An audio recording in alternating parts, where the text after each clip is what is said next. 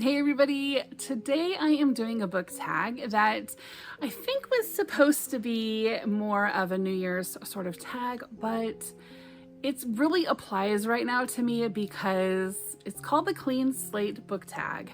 And that's kind of how I have been feeling these last couple of weeks on my reading. I kind of feel like there's been a clean slate.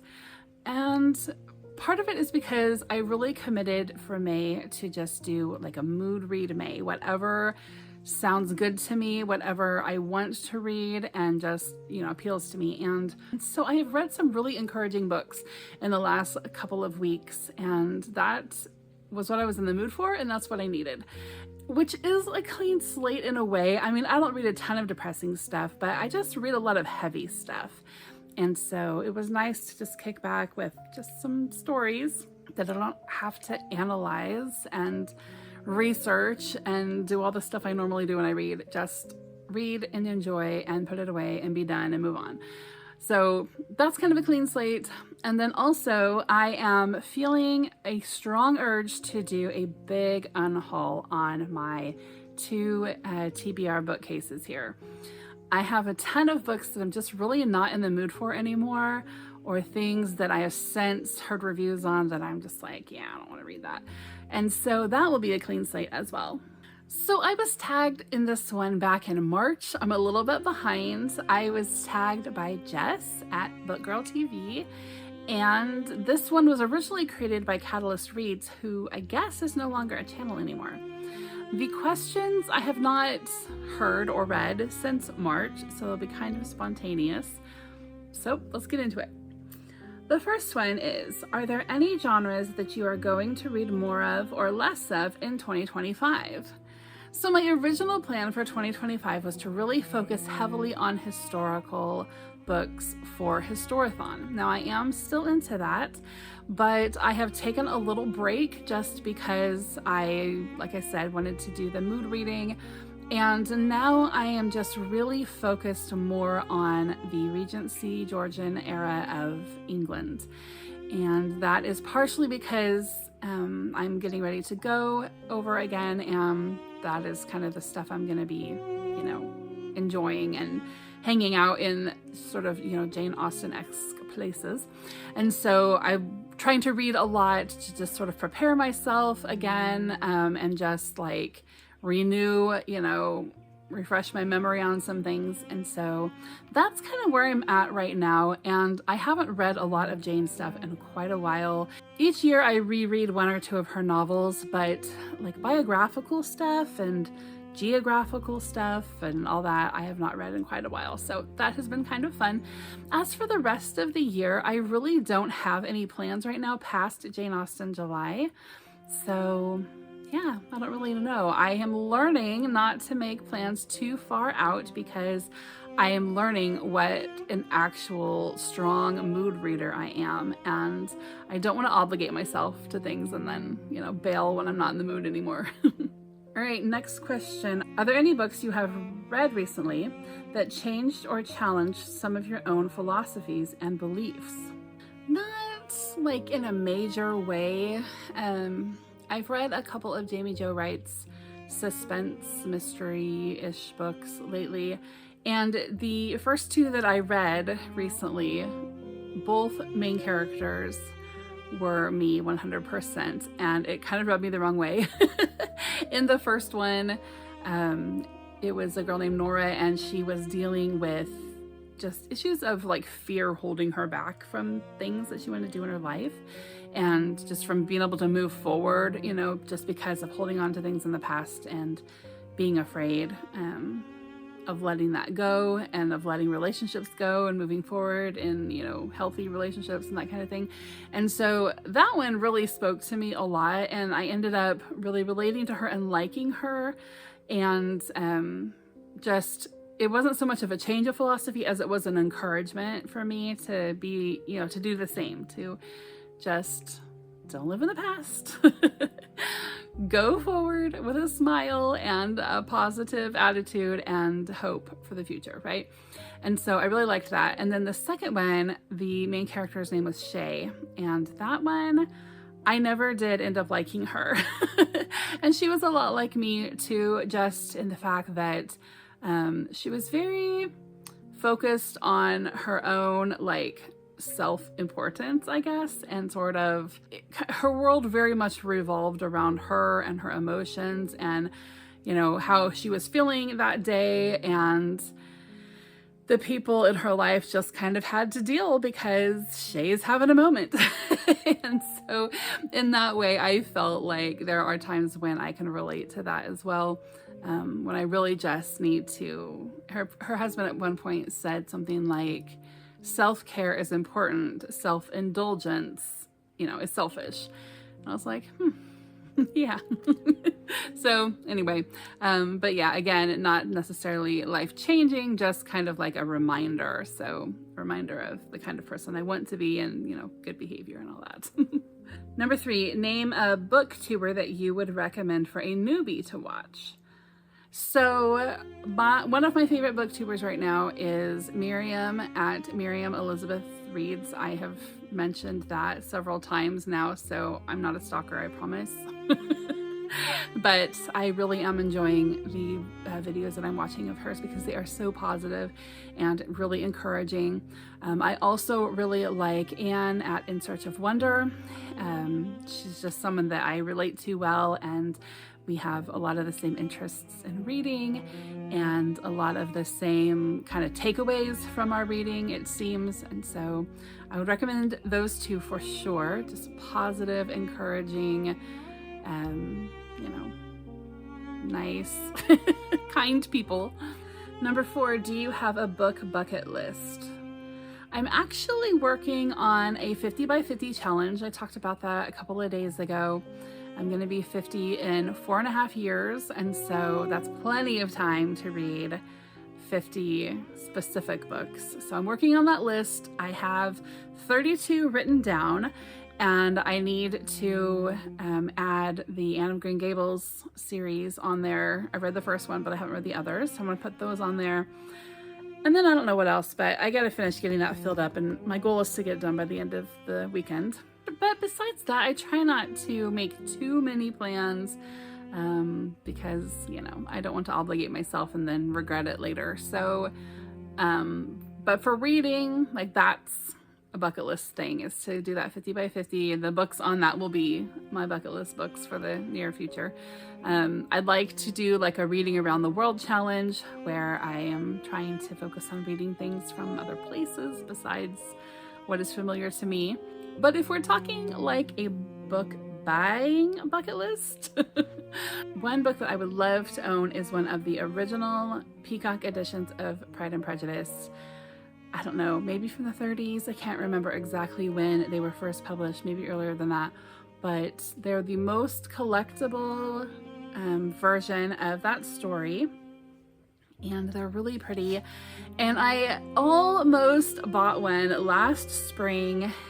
My father passed away a few years ago, and last spring I got like, you know, my inheritance. And so I used a lot of it to build my library here. And I wanted to put like a really special book in my library. And I found one of those original Peacock editions on Etsy for like $3,000 or something. And I came so close to buying it, and then I didn't. And now, of course, I regret it. I wish I would have, because anytime that I actually have $3,000 in disposable income, I just use it to travel. So I don't know when I'm going to be able to afford something like that again, but that is a bucket list book for sure. Number 5, what about Booktube has surprised you the most? I think I have been surprised at how just kind everyone is, even to people who don't read anywhere near the same sorts of books that they do. I have really never seen someone on here like make a rude comment just because they didn't like what someone was reading or they didn't agree with what someone was reading. I've just never seen that attitude of, you know, superiority or anything like that. And maybe I'm just watching a bunch of really great people, but I just appreciate how this community kind of sets aside to a degree their own, strong personal, they don't take things personally. If I am watching somebody and, I really disagree with their point of view on a book, like I just turn it off and move on, right? And I found that seems to be the case for most people. And that does really surprise me because before this channel, I had a ministry channel for quite a few years, and just a lot of the self-righteous, dogmatic comments and crazy that would go on, it just depressed me. It so stressed me out to the point that I finally did just retire from that channel. But here on Booktube, it's, I don't know, like I want to say everyone's really tolerant, right? But that word can be used in lots of different ways. And, I'm not necessarily meaning that we all set aside our own morals and, whatever, beliefs. But it's just, you don't pick on people if you don't agree. You just kind of politely move on. Everyone's polite. How's that? People I've encountered are polite and stay in their own lane, sort of a thing. So yeah, that surprised me. Number 6, what are some of your goals? And it says, doesn't have to be Booktube. So I'm assuming like goals for 2025. Like you don't want to hear every life goal I have, right? I'm sure. But some of my goals for this year. So in the next few weeks, my goals include maybe doing some homeschool lessons with my kids. We haven't done anything forever because we've been so busy with other life things.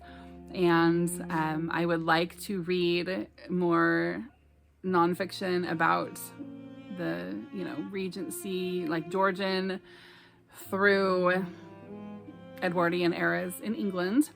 Nonfiction and biographical stuff about some of the people that I'm planning on studying when I go over there. And then I would also like to get a bunch of stuff put in my Etsy shop so that when I do leave for a week or so, that my shop doesn't just dry up and blow away. Over the next couple of months, I'm planning on going to England in the middle of June and just finding some literary spots along a tour route so that I can put together a literary tour to offer to other book lovers and Jane Austen lovers. I've got that goal. After that, I'm just planning on doing homeschooling with the kids all summer long. We usually homeschool during the summer and during the beginning of the winter. And then we usually take the fall, months off from like October to January, middle of January, we usually take off. This year we've just taken a little more time off because we've had weddings and babies being born and all that kind of great stuff. Once the fall comes, I am planning on doing everything cozy and doing cozy upon cozy things clear up through mid-January at least. That's about it. I've got a pretty chill year ahead. I am hoping and praying that I have a very calm and peaceful and positive, encouraging, delightful, cozy, aesthetic, all that sort of a year ahead. Number 7, if you could meet, dead or alive, any writer, artist, or musician, who would they be? So I would definitely want to meet Emily Bronte. I just feel like I connect with her. I feel like I get her, and maybe I just get what people have written about her. Because I think that the only time that we will really see her true heart is probably in her poetry, and I've only read a few. But what in my imagination Emily Bronte is, I would really love to meet her. But I think that we would both be super antisocial and intimidated, and so we'd probably just sit there awkwardly drinking tea and asking ourselves why we ever agreed to do this in the first place. Is that for like the lamest answer?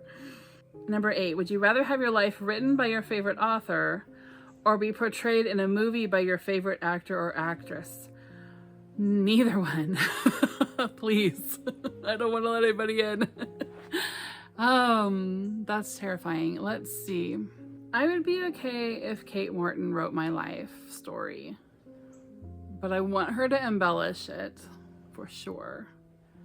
And I want her to change the setting to like some glorious flower garden, old rambly house sort of estate-ish place.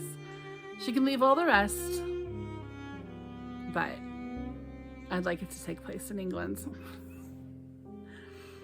All right, number 9. What are some of the challenges you have overcome or would still like to improve in regard to your channel? I don't really feel like I've had any challenges with my channel. My only goals really with my channel, of course I would love to grow, but I want people that are gonna, engage, and I can like make friendships, right? And so I really love seeing the same people kind of come back over and over again and visit, like we are having, a continuous dialogue and learning about each other and being friends. And, there are people whose videos I watch every single one of them. And I often don't even really read the title. I'm just like, oh, she put up a video, gotta watch, and I add to my watch later list, whatever, because they're my friends and like my online friends. And so why would I not want to see what they're up to? And why would I not want to encourage them and give them a like? And why would I not want to comment and, converse a little bit and say, hey, how you doing? How's your week? Good to see you, whatever.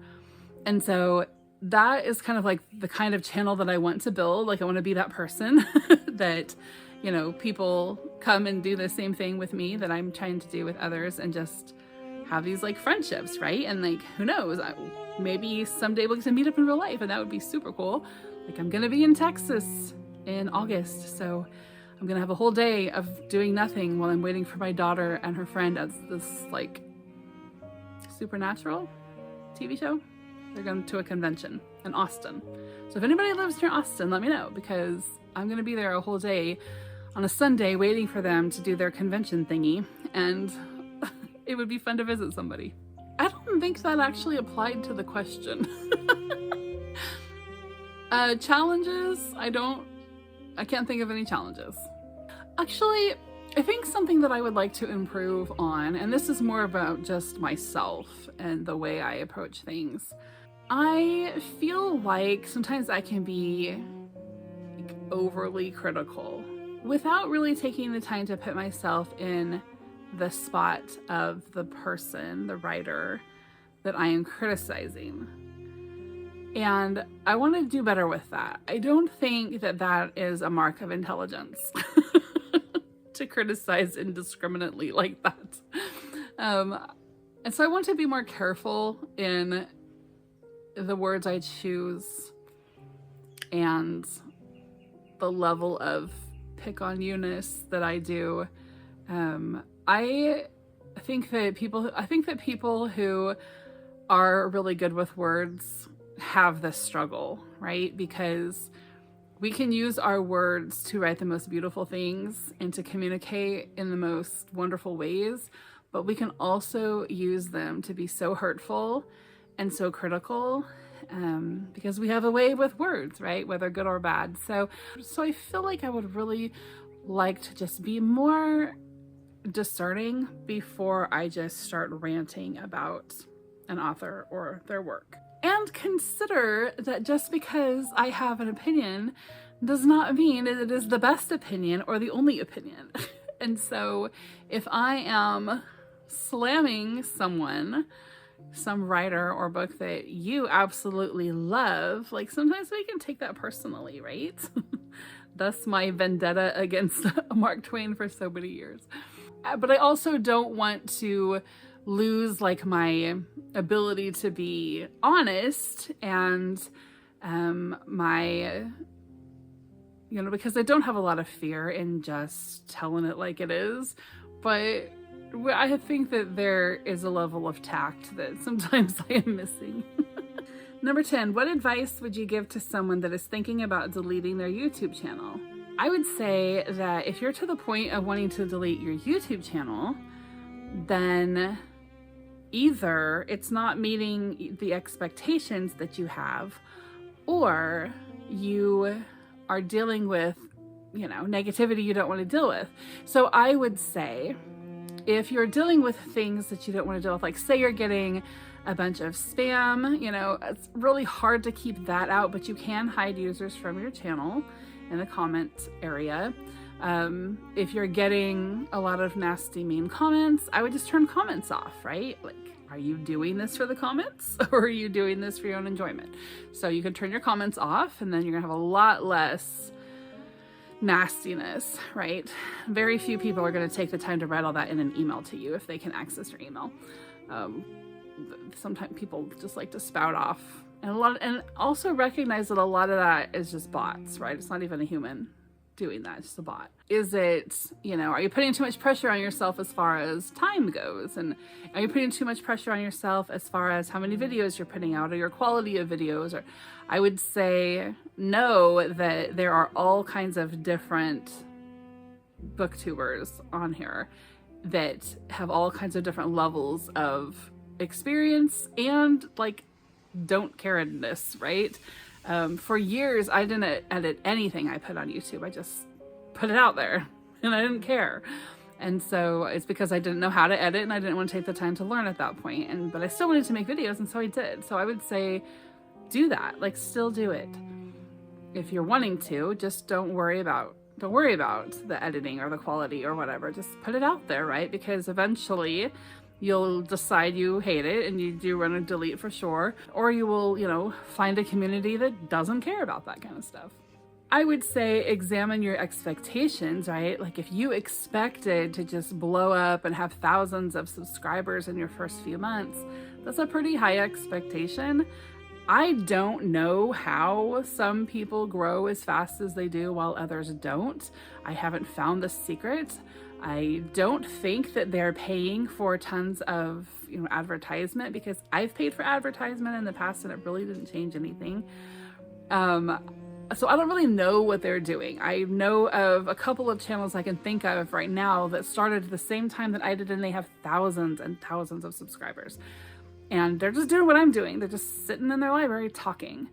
And so I don't really know what these people are doing, but I long ago decided not to compare myself to them, because the subscribers that I have are people that want to be here, that, you know, want to watch and that enjoy my content and want to have conversation. And that's really what I'm looking for. So I think like adjusting your expectations is a really important thing, because, you know, in my opinion, it's a bad idea to make it about numbers and to make it about, you know, how many people here on this list. It takes a lot more than just your numbers to get, you know, if it's about monetization, I'll tell you right now, it takes a lot more than just 1,000 subscribers before you can monetize. You have to have a lot of watch hours on top of that, and that takes even longer to get than it does 1,000 subscribers. But ultimately, coming from someone who just deleted a channel. My channel I had about 1,400 subscribers and about 350 videos that I had been working on for years building this channel. I had a great community. I had been, you know, speaking at different events that came out of this channel and all kinds of stuff. And when I felt like I wanted to delete it, I put it on private for a while and thought it through. And then one day I just went in and deleted everything. The only thing on that channel left is a link for information for my Etsy shop. I just threw it all away. And I invited them all to come over here, and really only about 30 people have, so that's fine. So I would just say, ultimately, if you feel like you want to delete your channel, put it on private for a little bit, and if you still want to, then delete it. Like, maybe there's a reason you just need to start over, or maybe this isn't your thing. I'm not one to, like, you know, beg you to stay if you don't want to be here. All right, so that's the end of that tag. If you want to do this tag, if it looks like something fun that you'd like to do, go ahead and do it, and be sure to tag me so I can come back and watch your video. Otherwise, I hope you guys are having a great day, and I will see you soon. Bye-bye.